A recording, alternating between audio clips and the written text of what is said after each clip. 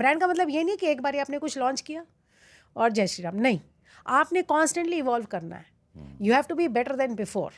तभी हम एक वर्ड यूज़ करते हैं, प्लैंड ऑब्सोलीसेंस. लॉन्च करने से पहले हमें पता हमें इसको कब ख़त्म करना है और दूसरा कब लाना है, क्योंकि अगर हम नहीं लाएंगे तो कोई और लाएगा. लोग कहते हैं ना, एप्पल देखो हर साल एक नया ले आता है, आईफोन 17, 18, 19 आता रहेगा.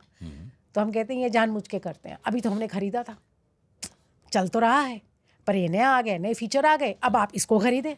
तो लोगों को लगता है फालतू के पैसे लग रहे हैं. पर अगर एप्पल नहीं लाएगा तो कोई और लाएगा.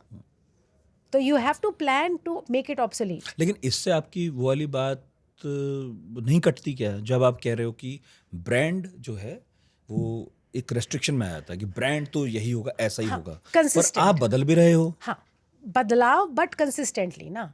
अब एप्पल जो है वो, अगर हम बात करें कि कैन एप्पल लॉन्च से फॉर एग्जांपल है टीवी. अब कई बारी मैं अपने स्टूडेंट से भी पूछती हूँ, अगर आप देखो सैमसंग के बाद फ्रिज भी है, टेलीविजन के पास है, उसके पास लैपटॉप भी बना लेता है, बीच बीच में बनाता था फिर बंद कर देता है. तो सोनी क्यों नहीं करता?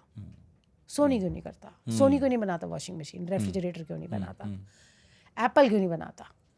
क्योंकि जब आप उस ब्रांड को क्रिएट करते हो, एप्पल को क्रिएट किया था तो आपने किस बेसिस पे उसको किया था? तो टेक्नोलॉजी एंड इनोवेशन. और उन्होंने वहीं तक अपने आप को रिस्ट्रिक्ट किया और उसके बाहर नहीं वो जाते. अब जब अगर हम फ्यूचर बात करें, फॉर एग्जांपल लोग बात कहते हैं इवेंचुअली क्या होगा कि you will just have an insertion into your brain और वहीं से आप कॉल रिसीव करोगे, वहीं से सब कुछ देखोगे. तो क्या एप्पल वहाँ रहेगा? क्या वो कर पाएगा कि वो इसी में अटका रहेगा? क्योंकि अगर आप उसकी हिस्ट्री देखो तो वो स्टार्ट तो पीसी से हुआ था और उसकी पहली लड़ाई जो हुई थी IBM के साथ हुई थी. तो 1984 जो सुपर बोल है उसमें एक बारी ऐड दिखी है वो, क्योंकि उनके पास पैसे नहीं थे. एक ही बारी मिनट लंबी ऐड है. ऐड का नाम है एप्पल 1984 सुपर बोल.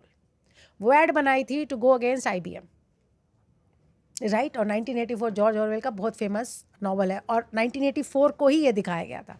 उसके बाद वो ऐड खाली फिल्म मूवी थिएटर्स में दिखाई जाती थी क्योंकि they could not afford to put it on anywhere else, and that is the time they got the sales. उसके बाद फिर IBM, बिकॉज उसकी खुद की शक्ति है, एवरीथिंग इज देयर, तो it fail. Then of course came the iPod and Lisa and all of that. तो उसके बाद दे टुक ऑफ. फिर आपका एप्पल की लड़ाई चाहे आप बाद में देखो माइक्रोसॉफ्ट के साथ. एंड अगर आप देखिए तो कोई भी हार्डवेयर की कंपनी के पास अपना ऑपरेटिंग सिस्टम नहीं था और कोई भी सॉफ्टवेयर की कंपनी के पास अपना हार्डवेयर नहीं था. एप्पल का जो यूनिकनेस था, विच इज़ बोथ, वो खुद अपना हार्डवेयर बनाता है और खुद अपना सॉफ्टवेयर बनाता है. शुरू में इसी की वजह से उसकी कॉस्ट सबसे ज़्यादा थी.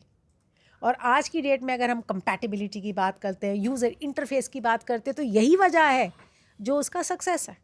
तो समय समय की बात है, जो चीज़ आपको पहले वीकनेस थी आज वो आपकी स्ट्रेंथ है. 20 साल बाद it could be something else, क्योंकि आप क्या प्रिडिक्ट करेंगे, राइट. आप कोडैक को देखिए, George Eastman is the man before. बड़ा दुख हुआ मुझे. अगर आप बंद हुआ इस ज़माने से आते हो, याद है ईस्टमैन कलर लिखा आता था पिक्चरों के नीचे, यही तो थे. और नाम क्यों पड़ा कोडैक? जब आपका शटर गिरता है तो वो आवाज़ आती खड़ाक. तो कोडैक नाम रखा, नॉनसेंसिकल है, it has no meaning to anything. आपने नाम रखा कोडैक. और वो बेचना चाहते थे फिल्में. अब फिल्में बेचें कैसे? To make it easy for you to take pictures. अगर आप फोटो आराम से ले पाए तो आप ज़्यादा फिल्में खरीदेंगे. मुझे तो याद है 32 निकलती थी. बिल्कुल याद है. और आपको लोड करना उसको बहुत केयरफुली था, राइट. तो उन्होंने वो बनाया था ना, open shut forget, open them shut, ऐसे करके एक उनकी ऐड आई थी कोडैक की. और कोडैक मोमेंट्स करके उन्होंने एक पूरा रेंज बनाया था जहाँ आप फोटो लेकर के उनको भेजते थे और वो कोडैक मोमेंट्स की आप विन करते थे उनके से कोई गिफ्ट. और फिर वो एक डायरी बनाते थे हर महीने के लिए. They would have these photos which have been taken by you and me, जो हमने उनको भेजी होगी और वो सब किया होगा. तो उन्होंने फिल्म बेचने के लिए they made it easy for you to take pictures. उससे पहले मिनोल्टा आता था, कोनिका आता था. मुझे याद है जब मैं बचपन में थी, स्कूल में थी, तो हमारी फ़ोटो लेने आते थे तो हम खड़े रहते थे धूप में ऐसे आधा घंटा. वो भाई साहब काले कपड़े के नीचे एडजस्ट ही करते रहते थे. और राइट, और उसकी इतनी देर बाद एक फ़ोटो आती थी और कई बार आपकी आंख बंद है तो पूरे मतलब साल भर भी करते हाँ नहीं, पर वो एडजस्टमेंट अलग होता था. अपर्चर और उसमें इतने सारे आपके सही मूवमेंट्स बात आते है। थे। और वो ऐसा मतलब आपने फोटो खींचा और फिर वो जो पूरा प्रोसेस था हाँ, वो भी अपने आप में मुश्किल बिल्कुल, था। ऐसा बिल्कुल। नहीं कि फोटो खींच लिया और काम हो गया। उसके बाद भी हाँ, वेट करो और कितनी आपको वो उत्सुकता होती थी, आज फोटो आ रहा है। आ जाएगी, जा लिख के आ, ठीक है ना। तो वो सब था, but they made the cameras only to sell the film. They were not interested in the cameras, they were interested in the film. फिर क्या हुआ, फिर आपके हाथ में वो मोबाइल फ़ोन्स आ गए जिससे आप जितने चाहें फ़ोटो ले लें। और कोडैक क्या था, we no longer wanted it. उसके साथ साथ आप देखिए कितनी इंडस्ट्री गायब हो गई, वो गायब हुई। जो पेपर बनता था हाँ, वो गायब हुआ, जिसमें फोटो आता था। जो कलर्स आते थे, जो केमिकल्स आते थे वो गायब हुई, वो मशीनरी गायब हुई, वो भैया जी जो ये बनाते थे वो बंद हो गए, एल्बम्स गायब हो गई। याद है आप प्लास्टिक की एल्बम्स लेते थे पहले ज़माने में, तो उसके वो कॉर्नर्स होते थे, हम गम से चिपकाते थे, सारा कुछ, इट्स ऑल गॉन। इकोसिस्टम होता है पूरा एक। पूरा इकोसिस्टम होता है। So you can see such a brand जो हम सब जिसके साथ पले बड़े हैं। और अब जाकर के पिछले 4-5 साल में आपके मोबाइल फ़ोन का जो फ्रंट होता है, जो आपका डिस्प्ले है, वहाँ से कैमरे की फ़ोटो बदल गई है।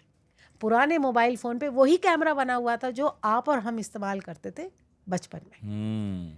और आजकल के बच्चों ने तो वो आजकल के बच्चों ने तो वो कैमरा देखा ही नहीं है। अब जब बदला तो हम पहचान ही नहीं पाए। हम 4 बारी डिस्प्ले देख रहे थे कि कैमरा कहाँ है, कैमरा कहाँ गया, फिर पता चला ये नया आइकन है।